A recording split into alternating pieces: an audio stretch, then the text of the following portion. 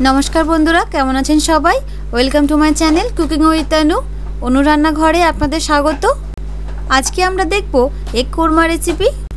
Eighty आमी एकदम सहज पद्धतिते तैरी करेछि और एटा बानानो एतटाई सहज जे केउ एटी बानिये निते पारबेन और बानातेও खूबই कम समय लागे। चलुन और देरी ना करे देखे नेওয়া যাক सम्पूर्ण रेसिपिटी। तार आगे এই চ্যানেলে যদি আপনি নতুন হয়ে থাকেন চ্যানেলটিকে সাবস্ক্রাইব করবেন और पाशे थाका बेल आइकनटी प्रेस करते अवश्य भूलबेन ना जाते जे कोनो नतून भिडियो नोटिफिकेशन आपनि सबार आगे पेते पारेन। এই রেসিপিটি বানানোর জন্য আমি প্রথমে 5 পিস ডিম সিদ্ধ করে নিয়েছি। তারপর ডিমগুলোকে পরিমাণ মতো নুন আর হলুদ দিয়ে গোল্ডেন ব্রাউন কালার করে ফ্রাই করে নেব। এখন একটি কড়াই নেব। কড়াইতে 2 চামচ মতো তেল দেব। তেল গরম হয়ে গেলে একটি মিডিয়াম সাইজের পেঁয়াজ স্লাইস করে কেটে পেঁয়াজের বেরেস্তা বানিয়ে নেব। বেরেস্তা বানানো হয়ে গেলে ওই তেলেই ফোড়নের জন্য দেব হাফ চামচ গোটা জিরে, 2টো শুকনো লঙ্কা, 1 টুকরো দারচিনি, 2টো এলাচ, 2টো লবঙ্গ। এই গোটা গরম মশলা থেকে একটু ভাজা ভাজা গন্ধ বেরোলে এখানে অ্যাড করে দেব একটা মিডিয়াম সাইজের কুচানো পেঁয়াজ আর 2টো কুচানো কাঁচা লঙ্কা। পেঁয়াজটা একটু ভাজা ভাজা হয়ে গেলে এখানে অ্যাড করে দেব হাফ চামচ আদা বাটা, হাফ চামচ রসুন বাটা। আদা রসুনটা পেঁয়াজের সাথে ভালোভাবে মিক্স করে নেব।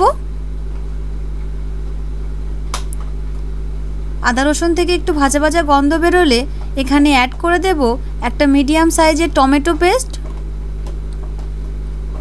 টমেটোটা মশলার সাথে সুন্দর করে মিক্স করে নেব।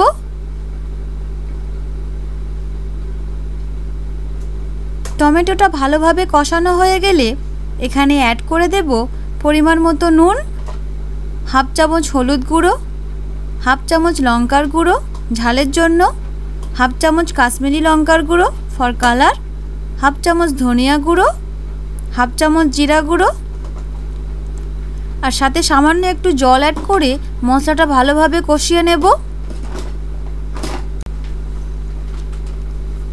মশলাটা ভালোভাবে কষানো হয়ে গেলে অর্থাৎ মশলা থেকে তেলটা সেপারেট হয়ে গেলে এখানে অ্যাড করে দেব 2 চামচ কাজু আর 4 মগজ পেস্ট।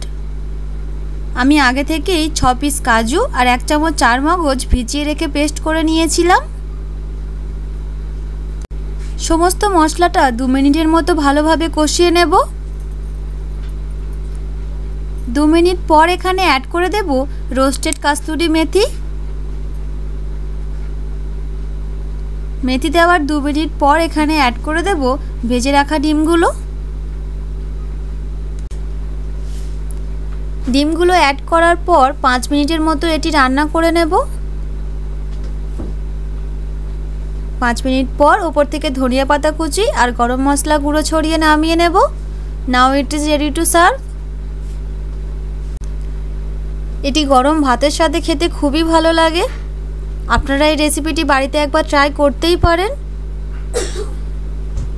এটি দেখতে হয়েছে যত সুন্দর, খেতেও হয়েছিল ততই সুস্বাদু। এই ভিডিওটি আপনাদের কেমন লাগলো কমেন্টে অবশ্যই জানাবেন। ভিডিওটি যদি ভালো লেগে থাকে ভিডিওটিকে লাইক আর চ্যানেলটিকে সাবস্ক্রাইব করতে একদম ভুলবেন না। দেখা হচ্ছে আপনাদের সাথে পরের ভিডিওয় নতুন কোনো রেসিপি নিয়ে। ধন্যবাদ।